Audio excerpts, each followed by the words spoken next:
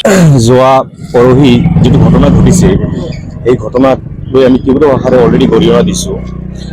তো এই ঘটনাক লৈ প্ৰত্যেক জাগাত যেনেকুৱা ঘটনা ঘটি আছে, আজি আমি চাইছোঁ যে স্কুল বাছ, তাৰপিছত আপোনাৰ মছজিদ, এইবিলাক ঘটনাৰ লগত জড়িত থকা ব্যক্তি বা এইবিলাক ঘটনাৰ লগত যিবিলাক মানুহ জড়িত আছে এইবিলাক কালপিট, এইবিলাক দুষ্ট চক্ৰৰ মানুহ, এইবিলাক দুষ্কৃতিকাৰী, এইবিলাক যিকোনো প্ৰকাৰে এৰেষ্ট কৰিব লাগে। আৰু 3 দিন আগত যেটো ঘটনাটো, এই ঘটনাটো অলৰেডি আমাক খালি ডিচি ছাৰ মাতিছিল। আমি প্ৰত্যেকটো আমাৰ দল সংগঠন আমি ডিচি ছাৰৰ লগত মিট কৰিছোঁ। মিট কৰাৰ পিছত আমাৰ ভাতৃত্ববোধ নষ্ট যেন নহয়, আৰু নষ্ট হোৱাৰ কোনো সম্ভাৱনাও নাই, কাৰণ আমি একেলগত থাকোঁ। আজি আমালোকে ভাতৃত্ববোধ নষ্ট কৰাৰ যিটো পৰিকল্পনা কোনোবা চলাইছে, এইটো আমি সহ্য নকৰোঁ। এইটো আমাৰ বেলেগ টপিক। কিন্তু আমি যিটো আজি ৰাতিপুৱা শুনিলোঁ, এই দুখীয়া মানুহ কাৰ্তিক নন্দী, দুখীয়া মানুহ এজন পাণ দোকান কৰি খায়, এই দোকানৰ ওপৰত যদি এটাক হৈছে, আক্ৰমণ হৈছে, এইটো আমি তীব্ৰ ভাষাৰে গৰিহণা দিছোঁ।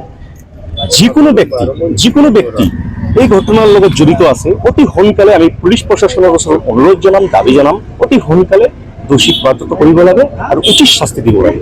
কাৰণ এটাৰ পৰা এটা ঘটনা হৈ যাব, আমালোকে সহ্য নকৰিম। প্ৰত্যেকটো ঘটনা আমাৰ হিচাপত তৃতীয় পক্ষ জড়িত আছে, কোনো দুষ্ট চক্ৰ তৃতীয় পক্ষ জড়িত আছে। কাৰণ কোকৰাঝাৰটো এটা শান্ত পৰিৱেশ, এই শান্ত পৰিৱেশটো অশান্ত কৰাৰ পৰিকল্পনা যিয়ে চলাইছে, এইটো সহ্য নকৰিম। তো আমি অলৰেডি এতিয়া যাম থানাত, আমি এফআইআৰ দিম। যিকোনো মানুহেই হওক, এই কাণ্ডৰ লগত জড়িত থকা মানুহ এৰেষ্ট হ'ব লাগে। সেইটোৱে কথা, এটা সৰু দোকান, দিন আনি দিন খায় মানুহটো। কাৰ্তিক নন্দী ইমান ডাঙৰ দোকানো নহয়, আজি পাণ তামোল চিগাৰেট বিক্ৰী কৰি খাই আছে। আজিৰ ডেটত তাৰ কি হ'ব?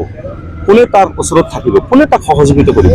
সেইকাৰণে আমালোকে বেংগলী ফেডাৰেশ্যনৰ ফালৰ পৰা আমি এটা ষ্টেপ ল'ম। আজি আমি থানাত যাম, দৰকাৰ হ'লে মই SP মহোদয়ৰ লগত বহিম। এইটো এটা সঠিক সিদ্ধান্ত আমি আনিম, যিকোনো প্ৰকাৰে আনিম। আৰু যিয়েই এই কাণ্ডৰ লগত জড়িত আছে, আমি উচিত শাস্তিৰ দাবী আমি জনাম।